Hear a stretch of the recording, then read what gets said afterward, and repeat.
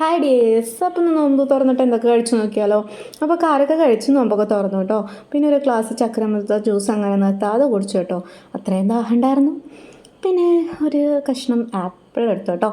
Apple കഴിച്ചപ്പോൾ എനിക്ക് ഇഷ്ടമായില്ല, ഒരു പുളിപ്പുണ്ടായിരുന്നു. അപ്പോൾ അതങ്ങനെ തന്നെ അവിടെ വെച്ചു. പിന്നെ മാങ്ങയിൽ നിന്ന് 2-3 കഷ്ണം തിന്നിട്ടോ, കാരണം നല്ല മധുരം ഉണ്ടായിരുന്നു. നമ്മുടെ വീട്ടിലുണ്ടായിരുന്നു കേട്ടോ. അപ്പോൾ അടിപൊളി ടേസ്റ്റ് ആയിരുന്നേ.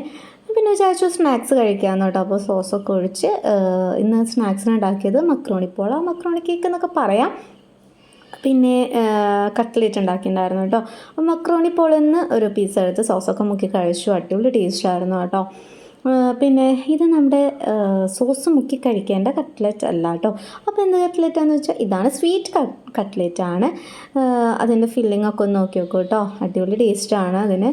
ഇതിൻ്റെ റെസിപ്പി വേണമെന്നുണ്ടെങ്കിൽ നിങ്ങൾ കമൻറ്റ് ചെയ്യും കേട്ടോ. അപ്പോൾ എന്തായാലും ഷെയർ ചെയ്യാം. എനിക്ക് ഭയങ്കര ഇഷ്ടമാണ് കേട്ടോ ഈ ഒരു സ്വീറ്റ് കട്ട്ലറ്റ്. പിന്നെ വീണ്ടും ഞാൻ മക്രോണി പോള കഴിച്ചു. അപ്പോഴാട്ടോ മോനടുത്ത് വന്നത്. അപ്പോൾ അവന് കൊടുത്തു. അവനൊക്കെ വേണ്ടത് സോസാണ് കേട്ടോ. അപ്പോൾ സോസായിരുന്നു അവന് കൂടുതലായിട്ട് കഴിച്ചിട്ടുണ്ടായിരുന്നത്. പിന്നെ വീണ്ടും കട്ട്ലറ്റ് കഴിച്ചു. പിന്നെ ചക്രമത്തയുടെ ഒരു പീസ് കഴിച്ചു. ലാസ്റ്റ് ചക്രമത്ത ജ്യൂസ് കുടിച്ച് ഞാൻ അങ്ങനെ അവസാനിപ്പിച്ചു കേട്ടോ. അപ്പോൾ ബൈ.